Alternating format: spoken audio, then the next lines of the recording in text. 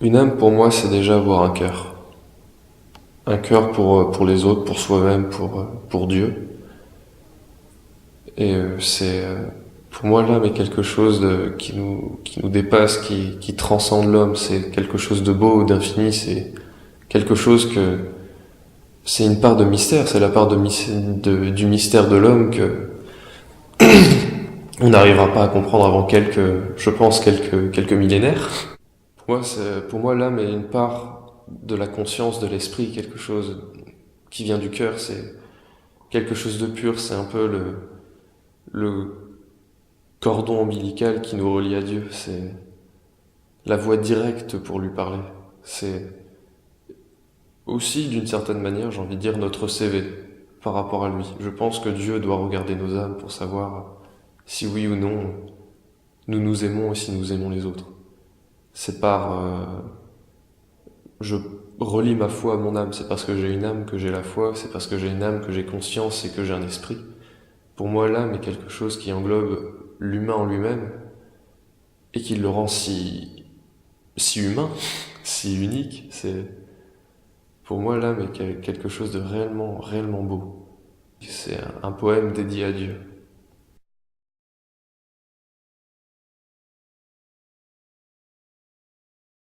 On en a une. La preuve, c'est que, je ne sais pas si on dit ça par ici, mais quelqu'un qui meurt, souvent on dit il a rendu son âme à Dieu. Ça se dit par ici? Oui. Oui, oui, oui. Bon, si on l'a rendue, c'est qu'on en avait une. Hein? Bon, donc Dieu nous a créés avec un corps et une âme, un corps mortel et une âme spirituelle immortelle. L'âme, c'est l'esprit créé à l'image de Dieu qui anime notre corps d'un esprit de vie. C'est là la différence que vous disiez tout à l'heure avec les animaux qui ont une âme. Bon, l'âme égale vie. Donc, on pourrait dire que les animaux ont une âme, mais c'est pas la vie de Dieu en eux. C'est la vie tout court, comme les plantes qui ont la vie aussi. Alors vous dites que nous, on a la vie de Dieu en nous. En nous. C'est ce qui est super, c'est ce qui est en particulier à l'homme. Et Dieu crée l'âme, dans le corps, dès la conception, Dieu crée l'âme. Donc dès la conception, c'est une personne. C'est pour ça que l'IVG n'est pas accepté, quoi. Parce que même le petit fœtus a une âme. Donc on a une âme. On a une âme, c'est bien. Il ne faut pas la rendre tout de suite. Et avec cette âme, on est capable de... C'est grâce à cette âme qu'on peut prier Dieu, communiquer avec lui. Oui. Voilà. C'est la différence avec les animaux, qui ne peuvent pas inventer, qui ne peuvent pas réfléchir. Oui, ils ont un instinct, mais... Et l'âme et l'intelligence, c'est différent. Parce qu'il y a l'intelligence, la conscience, oui. C'est différent. C'est différent, parce qu'il y a des gens qui ne sont pas intelligents, disons vulgairement qui sont bêtes, hein, ou même les gens qui ont perdu la tête, hein, qui sont à Saint-James, mais ils ont une âme, ils sont plus intelligents, mais ils ont une âme. C'est différent, l'âme et l'intelligence. Et on a confondu, du temps de saint Thomas, il y a eu une discussion avec l'âme et l'intelligence. Mais c'est vraiment différent.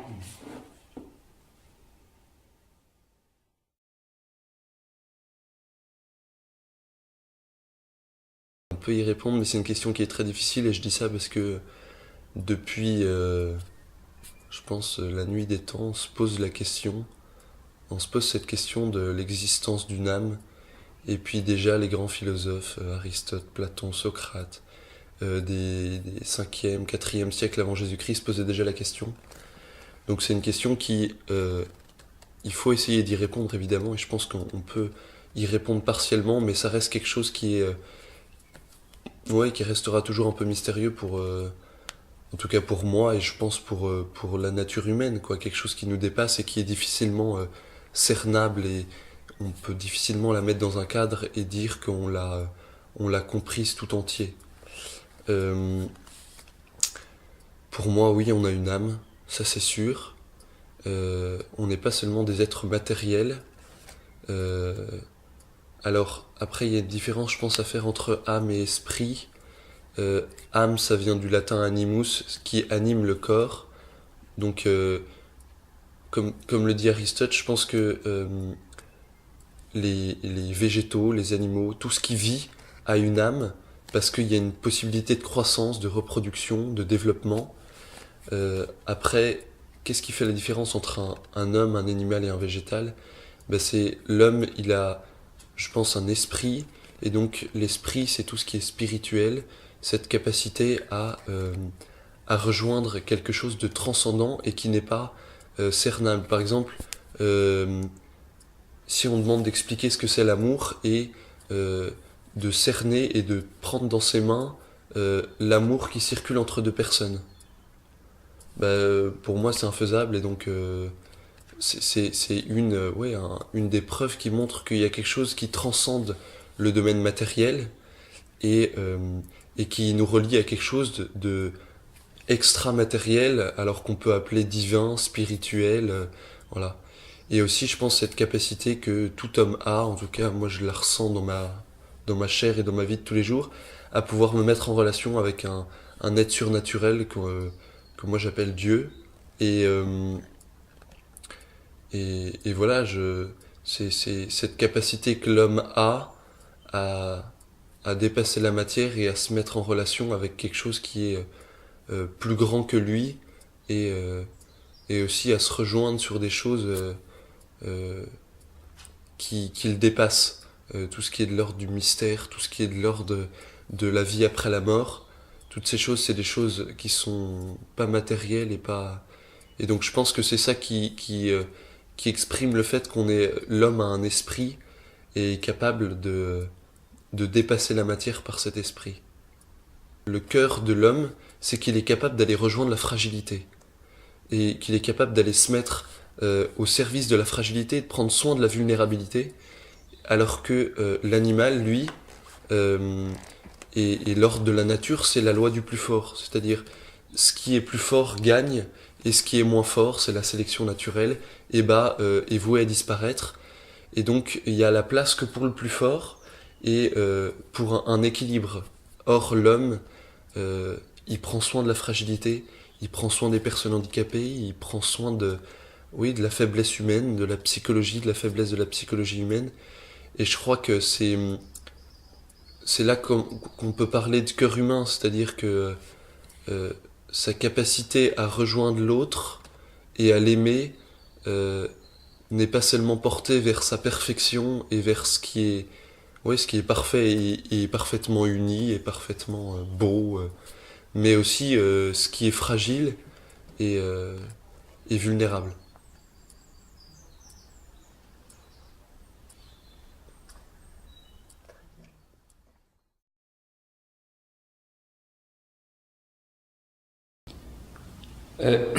Le terme âme a quand même dans la tradition biblique, une espèce d'ambiguïté, c'est-à-dire qu'elle renvoie, qu'elle peut désigner à la fois tout l'être, tout le corps, tout l'humain, tout ce qu'il est, toute la personne dans son unité, ce qui constitue, si vous voulez, l'unité de la personne.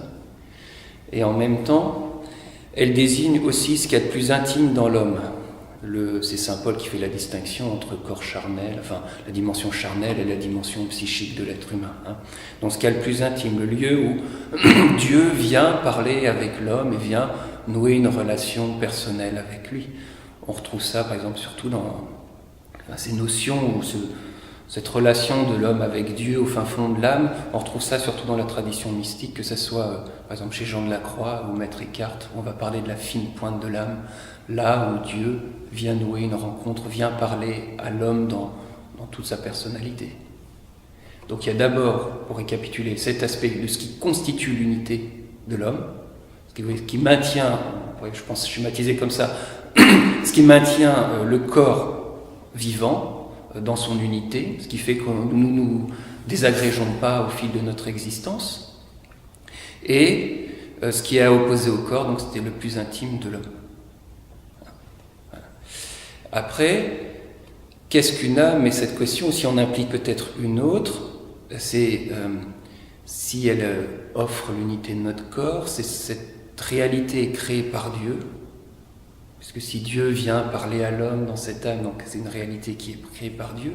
Et cette partie, c'est cette partie de nous-mêmes qui, dans la foi, dit-on, est appelée à la résurrection avec notre corps. Puisque à la fois, j'ai un corps que je peux toucher, que tout le monde peut vivre l'expérience, on vit l'expérience de la maladie, donc on sent notre corps, quand on fait du sport, on sent notre corps, et en même temps, je suis un corps. Les actes que je vais faire, les activités que je vais faire, les gestes que je vais poser vont me constituer comme personne corporelle. Donc je suis ce corps. Les actes que l'on va poser vont être à la fois, comment on dit ça, oui, positifs ou négatifs sur nous. Le fait de faire quelque chose me constitue en tant qu'être humain. Voilà. Donc, définit, si vous voulez, mon identité. L'hygiène de vie que je vais développer va me constituer.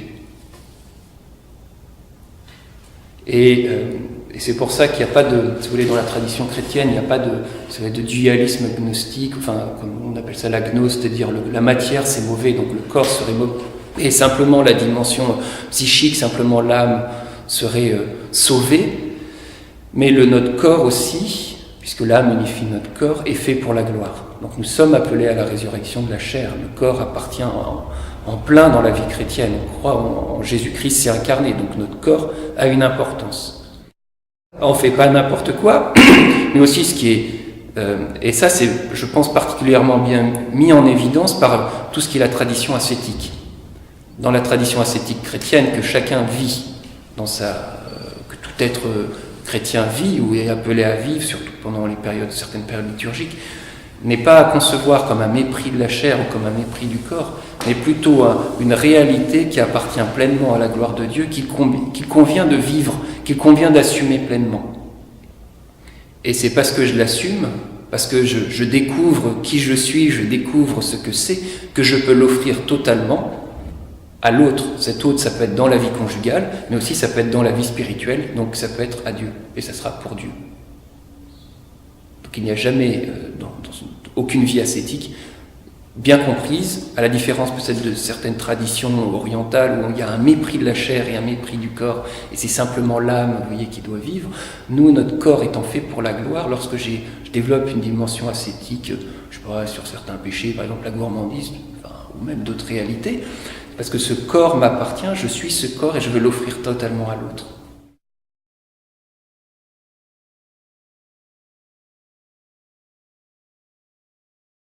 Dans le mystère de l'homme, voilà, on peut reconnaître que nous ne sommes pas uniquement un corps. Si on était uniquement un corps, on serait, je sais pas, une limace. Bon, on voit bien qu'on est un peu plus qu'une limace. Alors il y a des personnes qui disent oui, est-ce qu'on a une âme, est-ce qu'on n'a pas une âme? Bon, c'est pas seulement une boutade, mais le simple fait de se poser la question ai-je une âme, c'est déjà y répondre. Parce que le jour où vous verrez un coquelicot ou une bernique se creuser comme ça la tête en disant ai-je une âme, bon, les choses auront un peu changé dans le monde. Alors, qu'est-ce que c'est une âme? Il y a la révélation qui nous est donnée dans les Saintes Écritures. Dans le premier livre de la Bible, le livre de la Genèse, il y a ce descriptif symbolique excessivement beau où il est dit que Dieu a pétri l'homme avec la glaise du sol et il a insufflé dans ses narines un souffle de vie. Donc il est devenu animé, anima en latin qui veut dire, qui a été traduit par âme, animé, c'est-à-dire qui a reçu le mouvement, l'être, mais c'est beaucoup plus que ça. L'âme, c'est à la fois ce qui nous fait être à l'image et à la ressemblance de Dieu. Dieu a créé toutes choses, c'est ce que nous découvrons dans la foi, mais l'homme et la femme, il ne les a pas créés comme toutes choses, il les a créés infiniment au-dessus de toutes choses. Il les a fait à son image et à sa ressemblance. Alors l'âme, c'est ce principe également immatériel que l'on a en nous. C'est pas simplement un petit quelque chose qui serait enfermé dans un endroit un peu secret de notre corps, hein, et puis qui se séparerait hein, de nous le moment venu. C'est l'âme, c'est aussi tout nous, hein, c'est toute notre vie, parce que nous sommes profondément une seule personne, corps et âme, hein, c'est pas simplement deux choses qui se sont emboîtées, hein, nous sommes profondément une personne, mais corps et âme, d'une façon excessivement unis dans une seule nature. Hein. Mais c'est vrai qu'aujourd'hui, il y a beaucoup de personnes qui confondent l'âme avec l'esprit, au sens psychologique du terme, ou simplement les facultés supérieures que nous avons, qui sont l'intelligence, la volonté, la mémoire. Mais pour le dire très simplement, l'âme, c'est tout nous-mêmes dans le mystère hein, de ce que nous sommes, indépendamment de ce que nous pouvons faire. Autrement dit, voilà, aujourd'hui c'est vrai qu'on a peut-être uniquement tendance à définir quelqu'un par ce qu'il fait, ou par ce qu'il ne fait pas, donc. Mais j'allais dire, l'âme, c'est nous indépendamment de nos actes. Enfin, c'est ce qui est le plus intime à nous-mêmes. Voilà. Et c'est ce qui, par là même, nous rend le plus semblable à Dieu. Alors, cette âme, eh bien, nous croyons qu'elle est créée par Dieu. Elle n'est pas simplement le fruit du corps, hein, de la chair. Elle est vraiment créée par Dieu comme une promesse de ressemblance. Hein. C'est très beau parce que vous savez, les pères de l'Église faisaient cette distinction entre l'image et la ressemblance. Nous avons été vraiment faits à l'image de Dieu, et toute notre vie d'enfant de Dieu sur cette terre, notre vie chrétienne, c'est pour restaurer en nous la ressemblance. Hein.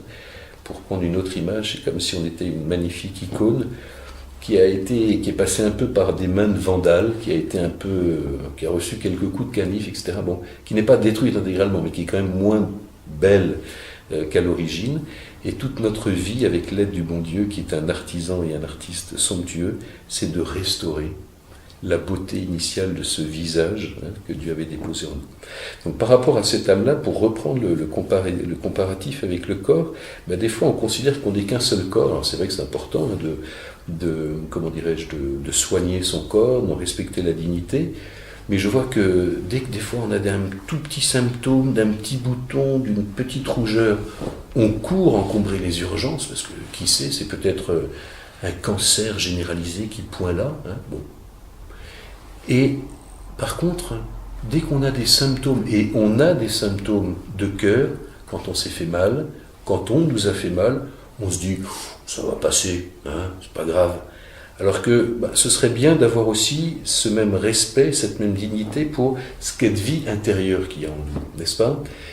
Et de la même façon qu'on a besoin de l'aide médicale pour soigner son corps, on a aussi besoin d'une aide médicale d'une certaine façon, mais pour soigner son âme et pour la rétablir au besoin si elle a été particulièrement blessée.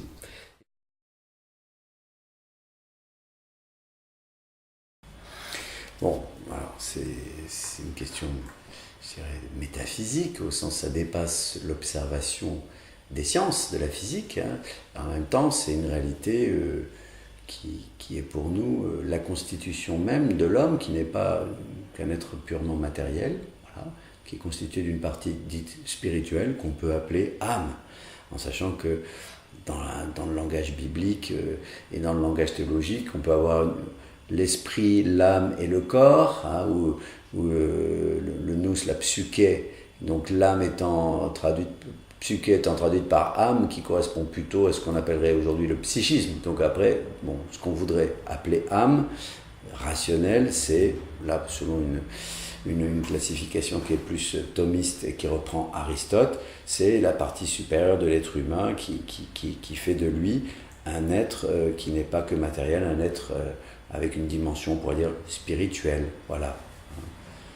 Et donc cette âme, elle est capable de communiquer avec Dieu, dans la fine pointe de l'âme, où s'exprime justement la liberté de l'être humain pour dire oui à l'amour de Dieu et des autres, ou bien s'enfermer dans des comportements égocentrés et où on utilise les autres pour soi-même. Voilà. Donc l'âme, c'est un terme à la fois ancien, à la fois du patrimoine de la philosophie, qui peut sembler désuet. L'important, c'est de se dire qu'au fond, on a une conception de l'homme où l'homme n'est pas que des pulsions, que de la neurophysiologie, et que un être conditionné, où la liberté est ce qui lui fait ressembler à Dieu, ou qui fait qu'il est capable d'aimer à l'image de Dieu. Voilà, on va dire ça.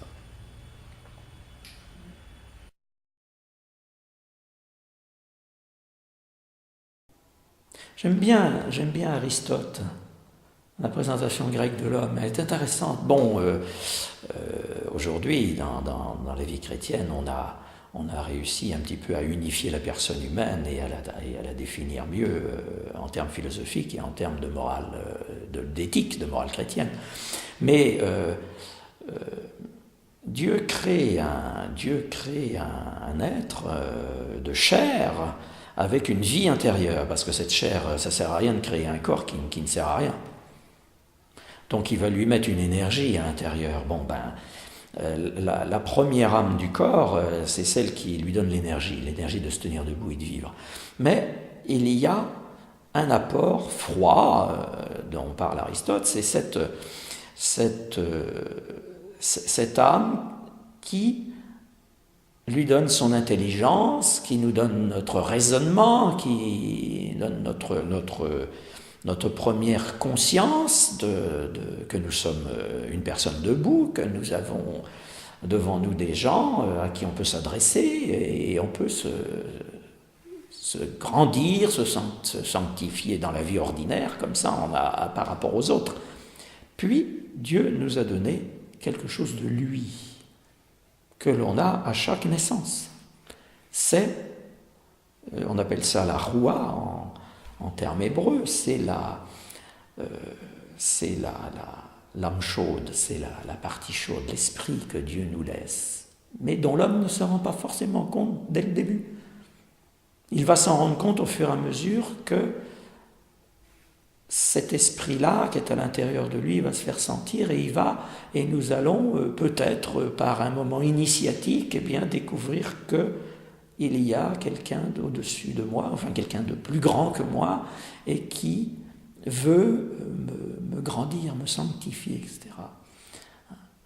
Pour moi, donc, l'âme se situe à cet endroit-là et je crois pouvoir dire que le nœud de la personne humaine, c'est son cœur. C'est son cœur dans lequel se trouve toute la puissance de son âme. C'est là.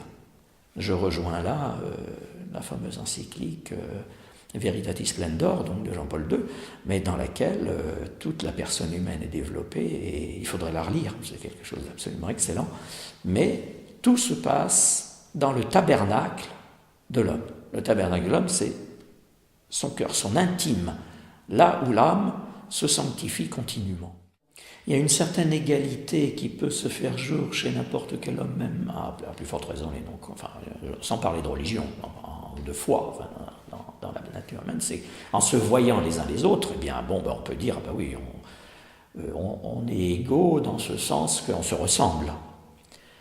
Mais où la distinction est claire, où nous ne sommes pas l'autre, c'est parce que notre intérieur est tellement distinct de l'autre, notre intimité avec celui dans lequel on croit, dans ce Dieu dans lequel on croit, c'est tellement différent que ça nous rend effectivement très différents les uns des autres. Quand j'étais au centre marin, je suis resté 23 ans là-bas à Pornic, on avait créé ça. Dans une de nos prières du matin, entre nous, dans la communauté, on avait amené un poème, je ne sais plus de quel auteur il était, que j'aimais beaucoup, parce que, on était, nous en classe de mer, on était dans la nature, donc on permettait aux enfants de comprendre le milieu marin, de comprendre tout le milieu marin.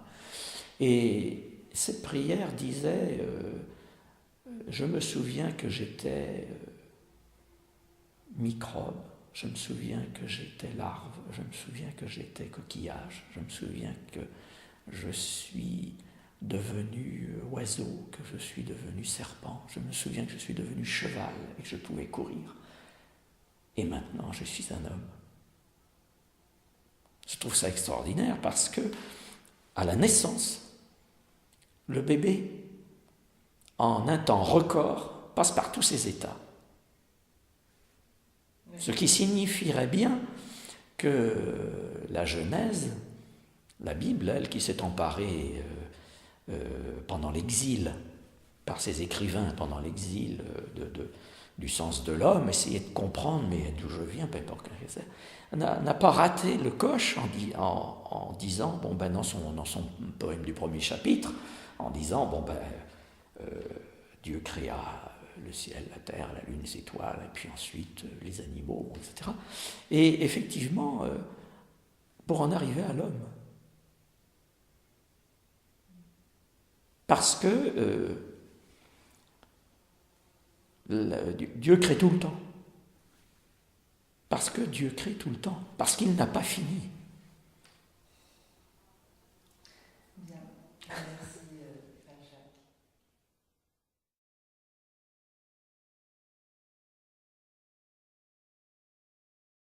Jacques. Alors, tout commence par la création. Le chef-d'œuvre de la création, de toute la création, c'est l'homme. Pourquoi? Parce que l'homme, il a été créé à l'image et à la ressemblance de Dieu. Les anges, ce sont les esprits. Ils ne sont pas été créés à l'image et à la ressemblance de Dieu. Seul homme, c'est-à-dire moi et vous, on a été créés à l'image et à la ressemblance de Dieu. Non pas des animaux, c'est des hommes. Et alors, l'image et la ressemblance de Dieu dans la vie de tout homme, c'est l'âme que Dieu nous a donnée. Et on sait bien, en philosophie, on dit que l'âme, c'est immortel. L'âme ne meurt pas, mais parce que cette âme a été insufflée par Dieu depuis la création de l'homme et de la femme par Dieu lui-même. C'est comme si c'était le sceau de Dieu dans l'homme. Et c'est vrai qu'avec ça, on ne peut que être fier, puisque on sait que nous avons été créés à l'image et à la ressemblance de Dieu et que Dieu s'intéresse à nous. C'est tout le sens de Psaume 8 qui dit, mais qu'est-ce que l'homme, Seigneur, pour que tu penses en lui, et le Fils d'un homme pour que tu en prennes souci.